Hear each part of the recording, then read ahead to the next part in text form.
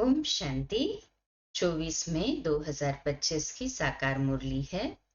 बाबा कहते, मीठे बच्चे, अमृत वेले अपने दूसरे सब संकल्पों को लॉकअप अर्थात बंद कर एक बाप को प्यार से याद करो। बाप से मीठी मीठी रूह रिहान करो। प्रश्न, तुम बच्चों की हर बात में अर्थ है, अर्थ सहित शब्द कौन बोल सकता है?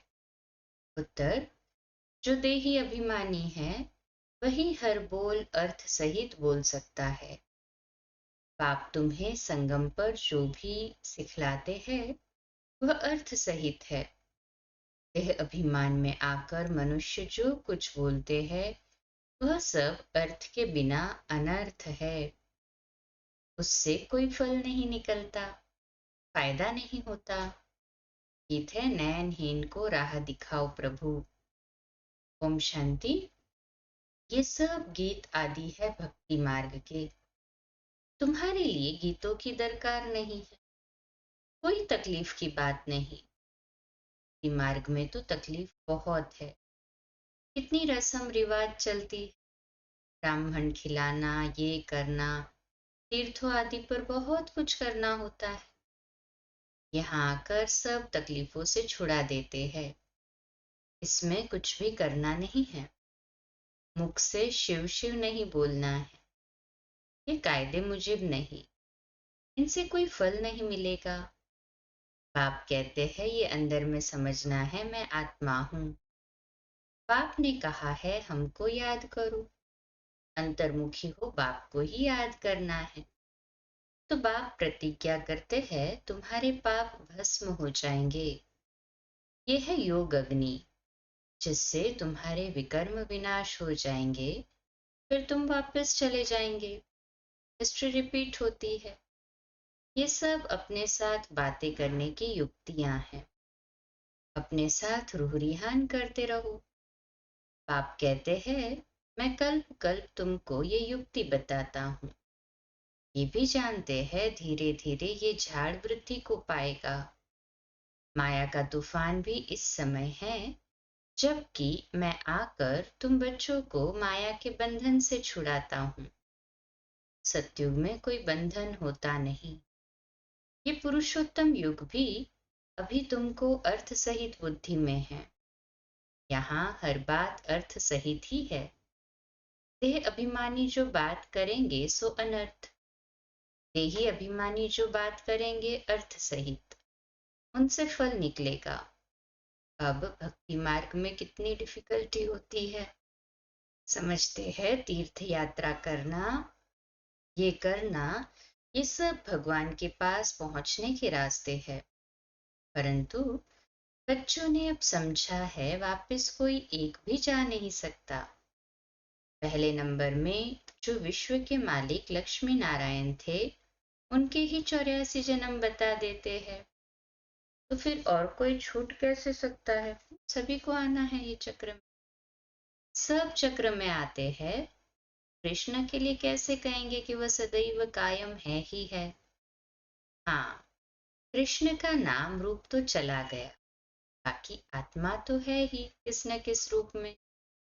ये सब बातें बच्चों को बाप ने आकर समझाई है। ये पढ़ाई है। स्टूडेंट लाइफ में ध्यान देना है। रोजाना टाइम मुकर्रर कर दो अपना चार्ट लिखने का। व्यापारी लोगों को बहुत बंधन रहता है, नौकरी करने वालों पर बंधन नहीं रहता। वह तो अपना काम पूरा किया, खलास। व्यापारियों के पास तो कभी ग्राहक आए तो सप्लाई करना पड़े, बुद्धि योग बाहर चला जाता है। तो कोशिश कर समय निकालना चाहिए। अमृत वेले का समय अच्छा है। उस समय बाहर के विचारों को लॉकअप कर देना चाहिए। कोई भी ख्याल न आए, बाप की याद रहे। बाप की महिमा में लिख देना चाहिए बाबा ज्ञान का सागर है, पतित पावन है। बाबा हमको विश्व का मालिक बनाते हैं, उनकी श्रीमत पर चलना है। सबसे अच्छी मत मिलती है मन मना भव। दूसरा कोई बोल न सके, कल्प कल्प ये मत मिलती है।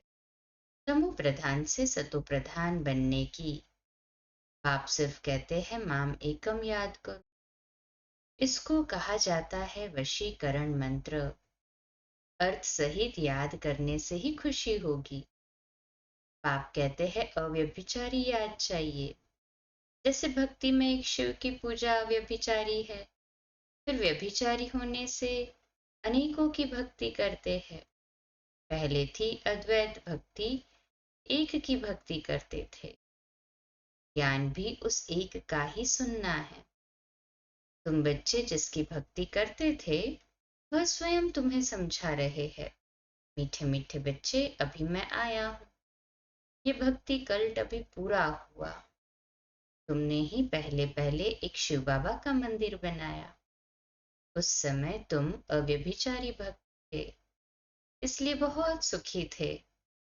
फिर व्यभिचारी भक्त बनने से द्वैत में आ गए, तब थोड़ा दुख होता है। एक बाप तो सबको सुख देने वाला है ना।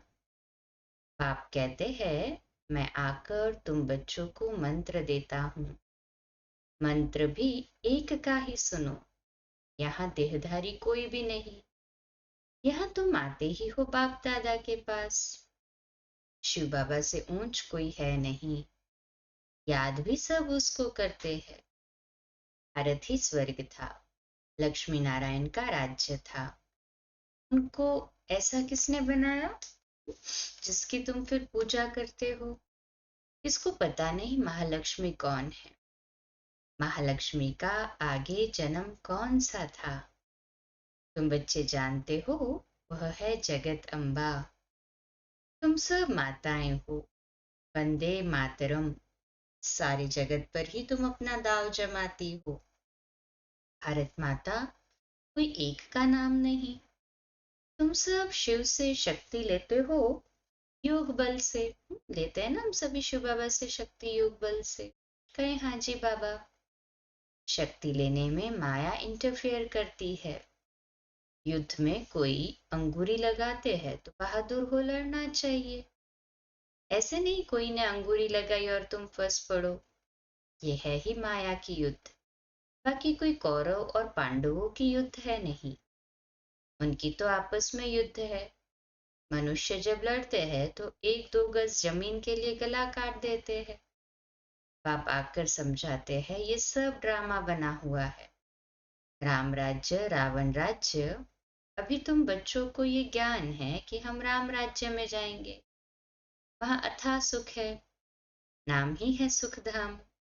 वहां दुख का नाम निशान नहीं होता। अब जबकि बाप आए हैं ऐसी राजाई देने, तो बच्चों को कितना पुरुषार्थ करना चाहिए।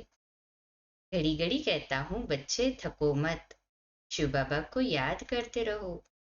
वह भी बिंदी है, हम आत्मा भी बिंदी है। यहाँ पार्ट बजाने आए हैं। अब पार्ट पूरा हुआ है। अब बाप कहते हैं मुझे याद करो तो विकर्म विनाश होंगे।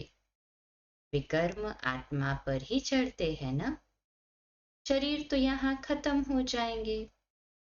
कई मनुष्य कोई पाप कर्म करते हैं तो अपने शरीर को ही खत्म कर देते हैं, परंतु इससे कोई पाप उतरता नहीं है। पाप आत्मा कहा जाता है। साधु संत आदि तो कह देते आत्मा निर्लेप है। आत्मा सो परमात्मा। अनेक मतें है। अभी तुमको एक श्रीमत मिलती है। बाप ने तुम्हें ज्ञान का तीसरा नेत्र दिया है। आत्मा ही सब कुछ जानती है। आगे ईश्वर के बारे में कुछ नहीं जानते थे। सृष्टि चक्र कैसे फिरता है, आत्मा कितनी छोटी। पहले पहले आत्मा का रियलाइजेशन कराते हैं। आत्मा बहुत सूक्ष्म है, उनका साक्षात्कार होता है। वह सब है भक्ति मार्ग की बातें। ज्ञान की बातें बाप ही समझाते हैं। वह भी भ्रुकुटी के बीच में आकर बैठते हैं बाजू में। ये भी झट समझ लेते हैं। ये सब है नई बातें जो बाप ही आकर समझाते हैं। ये पक्का याद कर लो, भूलो नहीं। बाप को जितना याद करेंगे उतना विकर्म विनाश होंगे।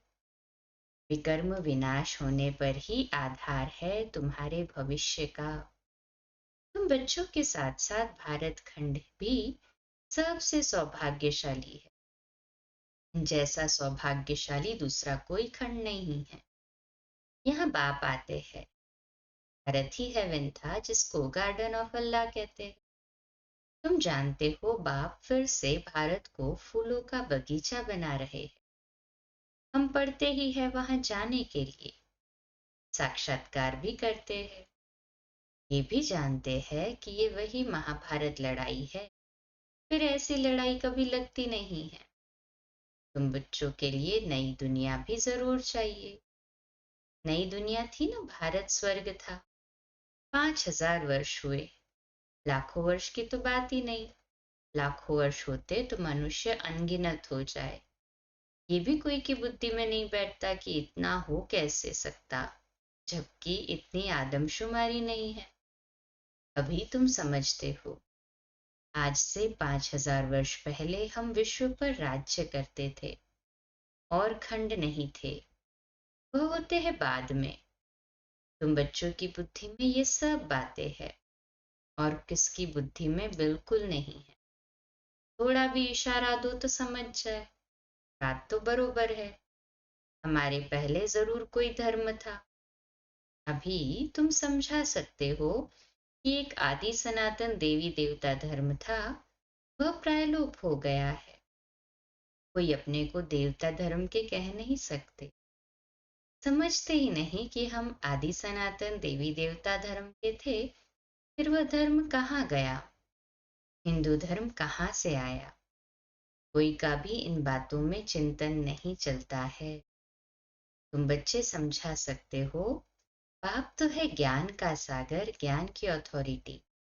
तो जरूर आकर ज्ञान सुनाया होगा।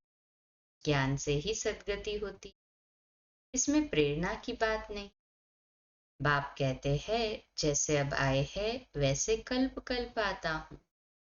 कल्प बाद भी आकर फिर सब बच्चों से मिलेंगे। तुम भी ऐसे चक्र लगाते हो, राज्य लेते हो फिर गवाते हो। ये बेहद का नाटक है। तुम सभी एक्टर्स हो। आत्मा एक्टर होकर क्रिएटर, डायरेक्टर, मुख्य एक्टर को न जाने तो वह क्या काम की। तुम बच्चे जानते हो कैसे आत्मा शरीर धारण करती है और पार्ट बजाती है। अब फिर वापस जाना है। अब इस पुरानी दुनिया का अंत है। कितनी सहज बात है। तुम बच्चे ही जानते हो बाप कैसे गुप्त बैठे हैं। गोदरी में करतार देखा। अब देखा, कहे या जाना कहे, बात एक ही है। आत्मा को देख सकते हैं परंतु उससे कोई फायदा नहीं है। कोई तो समझ में आना, कोई को समझ में ना आ सके। बाबा आते हैं, स्वयं भगवान आते, ये थोड़ी सभी समझते। नौधा भक्ति में बहुत साक्षात्कार करते हैं। आगे तुम बच्चे भी कितने साक्षात्कार करते थे। बहुत प्रोग्राम आते थे। फिर पिछाड़ी में ये खेल-पाल तुम देखेंगे। अब तो बाप कहते हैं पढ़कर होशियार हो जाओ। अगर नहीं पढ़ेंगे तो फिर जब रिजल्ट निकलेगी तो मुंह नीचे हो जाएगा। फिर समझेंगे हमने कितना समय वेस्ट किया। जितना जितना बाप की याद में रहेंगे, याद के बल से पाप मिट जाएंगे। जितना बाप की याद में रहेंगे उतना खुशी का पारा चढ़ेगा। मनुष्य को ये पता नहीं है भगवान को क्यों याद किया जाता है। कहते भी है तुम मात पिता हम बालक तेरे, परंतु अर्थ नहीं जानते। अभी तुम जानते हो। शिव के चित्र पर समझा सकते हो। ये ज्ञान का सागर पतित पावन है, उनको याद करना है। बच्चे जानते हैं वही बाप आया है, सुख घनेरे का रास्ता बताने। ये पढ़ाई है। इसमें जो जितना पुरुषार्थ करेगा उतना ऊंच पद पाएगा। ये कोई साधु संत आदि नहीं जिसकी गद्दी चली आई है। ये तो शिव बाबा की गद्दी है। ऐसे नहीं ये जाएगा तो दूसरा कोई गद्दी पर बैठेगा। बाप तो सबको साथ ले जाएंगे। कई बच्चे व्यर्थ ख्यालातों में अपना समय वेस्ट करते हैं। सोचते हैं खूब धन इकट्ठा करे, पुत्र पौत्रे खाएंगे, बाद में काम आएगा, बैंक लॉकर में जमा करे, बाल बच्चे खाते रहेंगे। परंतु किसको भी गवर्नमेंट छोड़ेगी नहीं, इसलिए उसका जास्ती ख्याल न कर अपनी भविष्य कमाई में लग जाना चाहिए। अब बच्चों को पुरुषार्थ करना है। ऐसे नहीं कि ड्रामा में होगा तो करेंगे। पुरुषार्थ बिगर खाना भी नहीं मिलता, परंतु किसकी तकदीर में नहीं है तो फिर ऐसे ऐसे ख्यालात आ जाते हैं। तकदीर में नहीं है तो फिर ईश्वरीय तदबीर भी क्या करेंगे। जिनकी तकदीर में है वह अच्छी रीति धारण करते और कराते हैं। बाप तुम्हारा टीचर भी है, गुरु भी है, तो उनको याद करना चाहिए। सबसे प्रिय बाप, टीचर और गुरु ही होते हैं, उनको तो याद करना चाहिए। बाबा युक्तियां तो बहुत बतलाते हैं। तुम साधु संत आदि को भी निमंत्रण दे सकते हो। अच्छा, मीठे मीठे सिकिरदे बच्चों प्रति माता पिता बाप दादा का याद प्यार और गुड मॉर्निंग। रूहानी बाप की रूहानी बच्चों को नमस्ते। हम रूहानी बच्चों की रूहानी माता पिता बाप दादा को याद प्यार, गुड मॉर्निंग और नमस्ते। वाह बाबा वाह, शुक्रिया बाबा शुक्रिया। धारणा के लिए मुख्य सार। पहला पॉइंट, पुरुषार्थ कर अपनी भविष्य कमाई में लग जाना है। ड्रामा में होगा तो कर लेंगे ये कहकर पुरुषार्थहीन नहीं बनना है। दूसरी पॉइंट, सारे दिन में जो भी पाप होते हैं या किसी को दुख देते हैं तो नोट करना है, सच्चाई से बाप को सुनाना है। साफ दिल बन एक बाप की याद से सब हिसाब चुकता करने। आज का मीठा वरदान, ताज और तख्त को सदा कायम रखने वाले निरंतर स्वतः योगी भव। ताज का स्वमान, मैं स्वतः योगी आत्मा हूँ। विश्लेषण है, वर्तमान समय बाप द्वारा सभी बच्चों को ताज और तख्त मिलता है। अभी का ये ताज व तख्त अनेक जन्मों के लिए ताज तख्त प्राप्त कराता है। विश्व कल्याण की जिम्मेवारी का ताज और बाप दादा का दिल तख्त सदा कायम रहे तो निरंतर स्वतः योगी बन जाएंगे। उन्हें किसी भी प्रकार की मेहनत करने की बात नहीं, क्योंकि एक तो संबंध समीप का है, दूसरा प्राप्ति अखूट है। जहाँ प्राप्ति होती है वहां स्वतः याद होती है। स्लोगन है, प्लेन बुद्धि से प्लान को प्रैक्टिकल में लाओ तो सफलता समाई हुई। अव्यक्त इशारा, रूहानी रॉयल्टी और प्योरिटी की पर्सनालिटी धारण करने का। दुख अशांति की उत्पत्ति अपवित्रता से होती है। जहां अपवित्रता नहीं वहां दुख अशांति कहाँ से आई। आप सब पतित पावन बाप के बच्चे मास्टर पतित पावन हो, तो जो औरों को पतित से पावन बनाने वाले हैं वह स्वयं तो पावन होंगे ही ना। ऐसी महान पवित्र आत्माओं के पास सुख और शांति स्वतः ही है। सबसे बड़े ते बड़ी महानता है ही पावन बनना। आज भी इसी महानता के आगे सभी सिर झुकाते हैं। अच्छा, कम बोलो, धीरे बोलो, मीठा बोलो, सत्य बोलो, सोच समझकर बोलो। निमित्त भाव, निर्माण भाव, निर्मल वाणी। आज का नया दिन आप सभी को मुबारक हो, मुबारक हो, मुबारक हो। शुभ दिवस। ओम शांति।